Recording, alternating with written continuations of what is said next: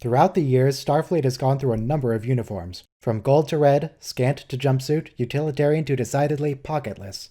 It's clear that as Starfleet and the Federation grow to be more comfortable, dominant powers in the galaxy, the uniforms slowly change to match that growing sense of ease. But honestly, who cares? I'm here to talk to you about the most important part of Star Trek's fashion: the socks. Do different cultures have different sock preferences? Does sock style evolve over time? We're here to find out. Now, this won't be an exhaustive list of every sock to ever appear in Star Trek. There is frankly an absurd amount of content to sift through to find every sock, but I hope to bring you a representative sample. The first thing to note is that Star Trek characters appear to have some kind of aversion to showing their socks. Even when relaxing, many will keep their shoes on to avoid showing their most intimate foot coverings. Most characters wear boots that completely cover any socks they might be wearing. Cardassians in particular wear very tall boots, making it impossible to see if they have socks or not. It's also common for characters to tuck their pant legs into their shoes or wear one-piece bottoms that cover their character's feet as well. Even holodeck characters hide theirs. Still, we do see some glimpses of socks. These largely can be divided into civilians and officers, whether of Starfleet or some other military. Let's begin with officers. Early in canon, we see Commander Shran of the Andorian Imperial Guard as well as Commander Charles Tucker, both wearing black socks. The former in the ice caves of Andoria and the latter on the Tarathan Desert homeworld. This would seem to indicate that sock color is less dependent on climate than on style.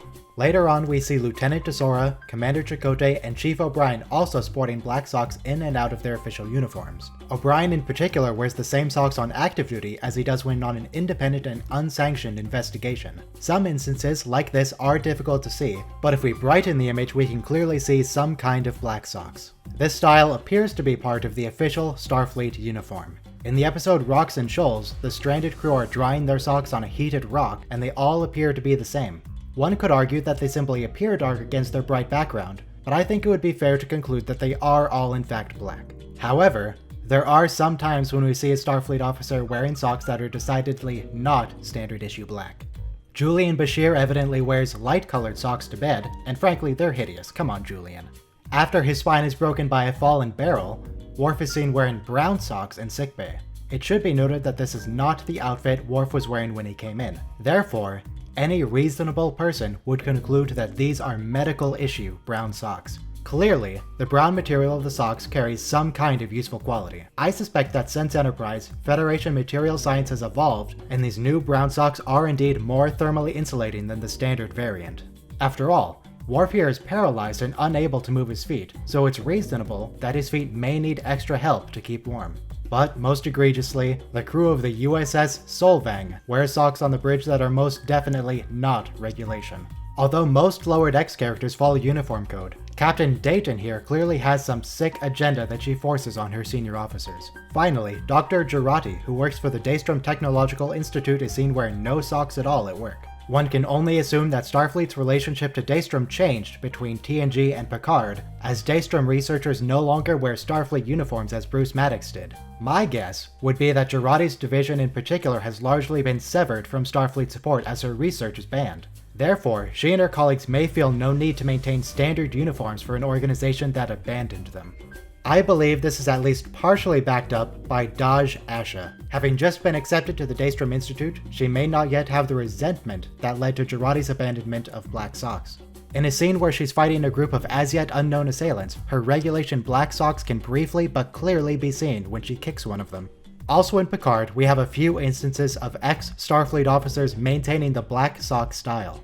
Rios is known for trying to maintain Starfleet regulations on his own ship, and he clearly makes a point of sticking to the black color scheme that's been so important to Starfleet for centuries.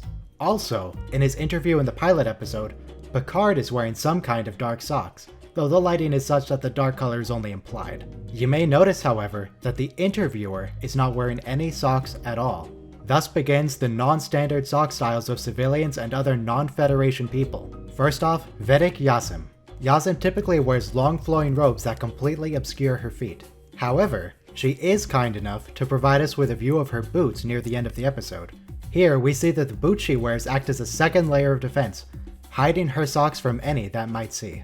However, there are a number of non-Starfleet or military people who can be seen wearing visible socks. In Enterprise, a Ferengi is shown to be wearing some kind of rainbow-style sock. It's unclear whether the Ferengi in this episode are an independent group, or have some connection to the Ferengi government, so we don't know if this is part of a standard uniform for them. But we do see the socks of Grand Nagus Zek hundreds of years later. Unfortunately, the lighting is too dark to make out any spots of color, but it's clear that they are not the same rainbow style as the previous Ferengi. This may be the result of Federation influence on the Ferengi Alliance, leading them to adopt a new style to better blend in with the people they're trying to do business with.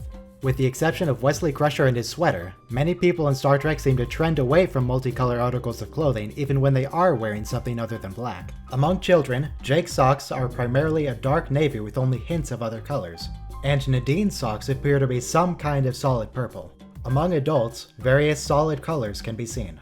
During a medical emergency, 2 civilians can be seen with socks matching the color of their pants. One with a sort of dark green, and one wearing bright red.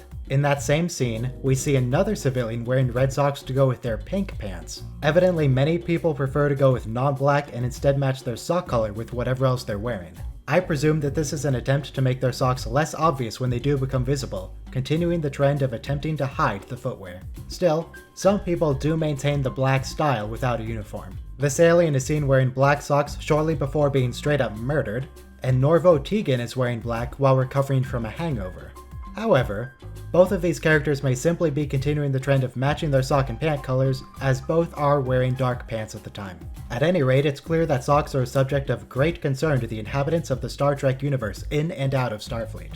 Bashir is the only one whose socks clashed horribly with the outfit he was wearing, and he's incidentally the one who is the most awkward throughout the series. I don't believe for 1 second that's a coincidence.